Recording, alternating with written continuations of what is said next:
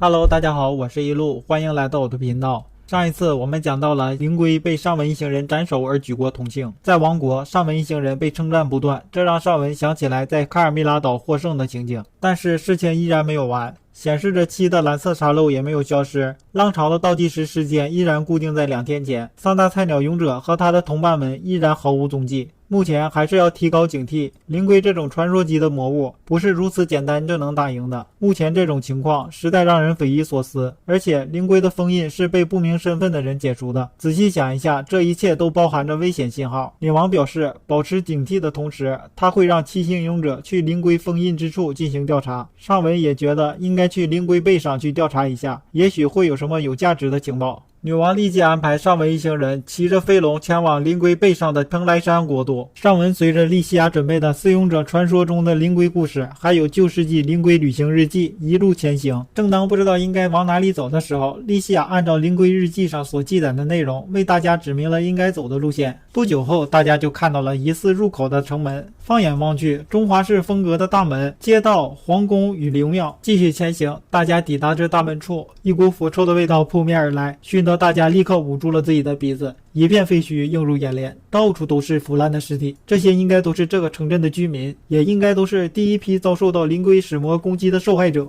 上文一行人继续前行，老婆婆说这里是气的聚集地，可以让人深刻感受到气在自己体内的流动，非常适合修炼变幻无双流。再往前走还有个灵庙呢，看来老婆婆应该很熟悉这里，想必老婆婆很久很久以前就来过这里吧。现在老婆婆见到这些，心里一定很五味杂陈吧。大家在行进的路上，艾库雷一路走一路咕囔着，想必他应该是在给这些死去的人祈福吧。上文一行人来到皇宫，根据旅行日记里写的，这里是这个国家最重要的地方，充满了历史。这里有着无数的上古时期留下来的卷轴以及书籍，还记载着被世人遗忘的文化宝库以及壁画。这里随着灵龟的移动已经变得倾斜了，不一定会有什么样的意外。众人小心地寻找着有相关价值的线索，散落在这里的物品随随便便几件就应该能卖出来一个好价钱吧。此时果然有趁火打劫的人出现，愤怒的艾库雷尔冲出去抓这些人。见到艾库雷尔的样子，上文就怕他出现什么意外，立刻让菲罗去把他抓回来。老婆婆也担心他们出现什么意外，立刻跟了上去。上文他们则留下来继续调查。出现在上文眼前的关于灵龟的巨大壁画吸引住了上文他们。壁画的侧面还立着有严重破损的用日语留下来的石碑，这应该是之前穿越过来的勇者留下来的，具体上面写了些什么已经大部分都看不清楚了。正在尝试着看清楚文字的上文他们突然遇到了强烈的震动，王宫居然倒塌了。面对这种情况，上文一行人只能选择先回去，把已知的情况告诉给女王。现在皇宫已经坍塌变为废墟了，没有办法再去进行调查，只能选择去蓬莱山的街道上进行调查。虽然灵龟的使魔摧毁这里已经离开，但是依然还有留下来的使魔。上文一行人一边斩杀着他们，一边去查看有没有什么有价值的情报。就在这个时候，突然出现一个好像变异失败似的丑陋的奇美拉类型的使魔，又是虎头又是龙爪的，那是寄生变异统合型灵龟使魔，非常的难对付。众人合力进行攻击，才将其击倒。让人万万没有想到的是，他居然快速的再生复活了。就在此时，一个声音传了过来，你们还没有打倒他的本体。此时有着一股无形的力量控制住了那个使魔，众人见状立刻对其展开攻击，彻彻底底的斩杀掉了他。这个时候，刚刚提示大家的人出现在了大家的面前，他便是最开始对上文说请打倒我的那个人。他自我介绍说自己的名字叫于怡，从他那里得知，目前灵龟的封印并没有被解除，而是被人操纵了。灵龟真正的使命是回收这个世界的灵魂，用来制作防御浪潮的结界。而且从他那里知道了惊人的事情，被斩杀的灵龟马上就会再生复活，不破坏灵龟的心脏是无法阻止灵龟的。刚刚得知这个惊人的事情，就出现了地动山摇的情况，灵龟复活了，他再继续开始往前移动。前方就是王国，如果让灵龟继续往前移动的话，下一个被毁掉的国家便是王国。就在上文考虑如果再次斩掉灵龟的头能不能拖延时间时，地面上突然出现数条光线，于怡立即使用了自己的魔法，重力反转，让马车漂浮起来。只见地面上出现了无数的尖刺，并且上面还释放着极具杀伤力的雷电。虽然躲过了这次被透心凉的攻击，但是更加危险的情况发生了。灵龟回过头向上文一行人释放出雷电离子射线，只见灵龟嘴里噼里啪啦的闪着雷电，灵龟的雷电离子射线向上文袭来，躲不过去的上文一行人只能立即使用传送魔法返回王国来躲过这一劫。在王国的传送记录点，众人像叠罗汉似的堆在了一起。女王得知上文一行人返回这瞬移点，担心着立刻赶了过来。女王不仅从上文那里了解了一切的来龙去脉，没想到女王之前就认识于夷。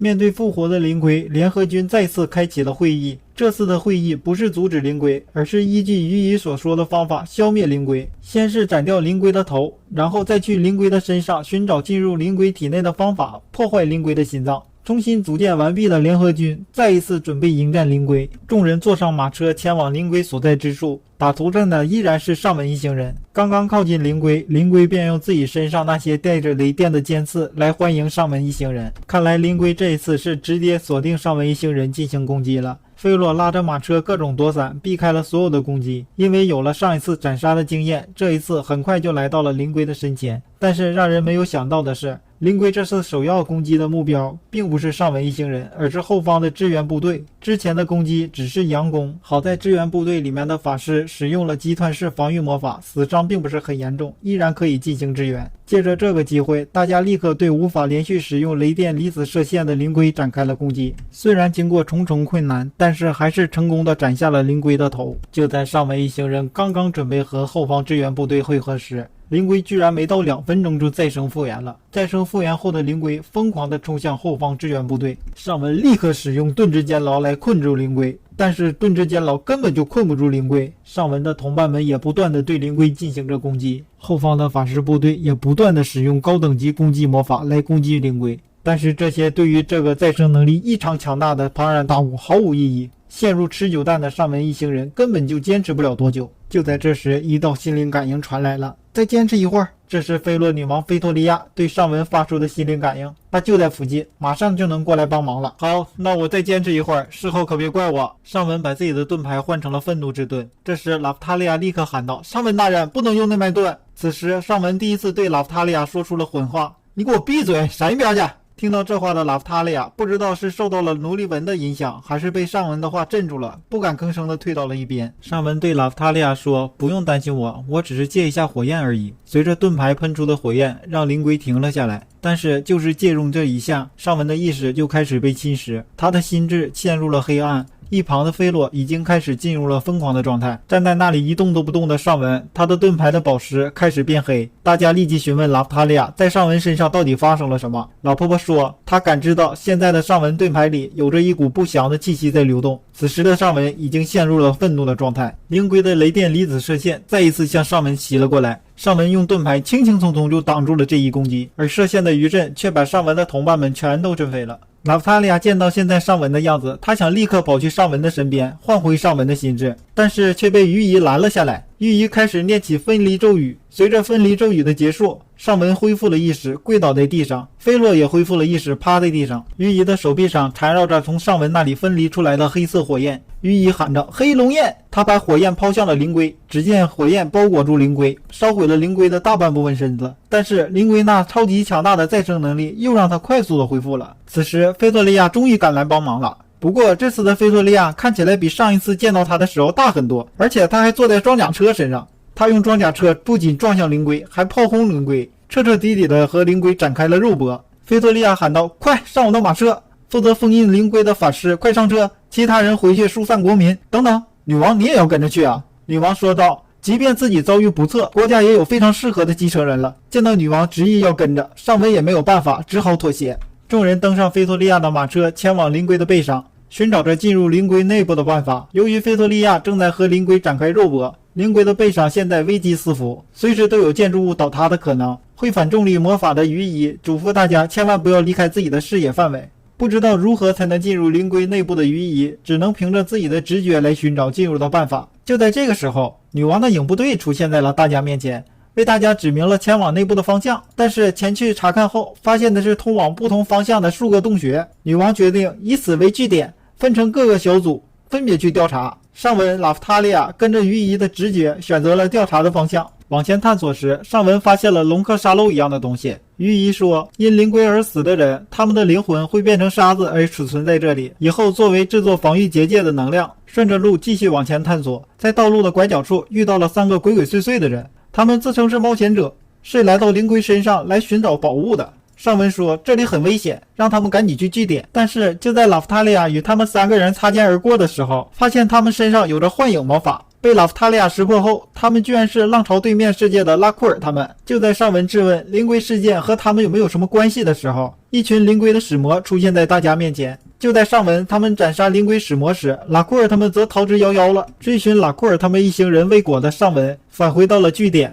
因为被拉库尔他们莫名其妙的逃走，尚文问菲洛这附近有没有奇怪的地方。菲洛寻找了一番，说道：主任你看这里软软的，是不是很奇怪？尚文拿出一瓶强酸药水递给菲洛，让他撒上去。这时一把镰刀顶在了尚文的脖子上，随着拉夫塔利亚的呼喊，尚文回身用盾牌弹开了镰刀。紧接着提利斯和格拉斯也对尚文展开了攻击，拉夫塔利亚挡下了他们的攻击，菲洛则把强酸药水洒向了他们。这可让他们露出了原形，灵龟拟人形使魔。消灭他们后，他们身后出现了螺旋式楼梯。尚文决定自己、拉夫塔利亚、菲洛还有鱼姨一起先下去查看一下。下了楼梯后便是平坦的道路，往前走又发现一个像龙克沙漏一样的东西，继续往前探索，看到了一个长满眼睛的大肉球连接着周围，它还发出了扑通扑通的声音。没错，这就是灵龟的心脏。尚文刚确定它就是灵龟的心脏，结果他的一只眼睛发射了一个雷电离子射线，攻击了尚文一行人，打了尚文一行人个措手不及，大家立刻四散和躲开。灵龟的心脏居然会自卫，这让尚文很是吃惊。哎呀，它居然会自卫，那可没有必要手下留情了。鱼姨告诉尚文，一定要抱着毁掉它的心态进行攻击。话是这么说呀，不过这个心脏可真是不好对付呀。他不仅会使用雷电离子射击，还会使用重力魔法，妨碍尚文使用盾牌阻挡他的攻击。但是大家齐心协力，还是毁掉他了。不过数十秒之后，他也再生了。此时尚文一行人立刻躲了起来，思考接下来应该怎么办。真没想到灵龟的再生能力连自己的心脏都能再生，这和天下无敌有什么区别啊？御医说，通过刚刚破坏心脏的那一瞬间，他知道幕后黑手的所在地了。灵龟那极强的再生能力，他的力量的来源就在那里。御医表示，目前面对着再生能力极强的灵龟，根本就没有办法进行封印。大家还是先行返回，与大家会合，然后再从长计议。于是大家返回了据点，和女王说了心脏的所在地，以及遇到了这些情况。喜欢的朋友们，还请大家点赞关注，愿大家开开心心每一天。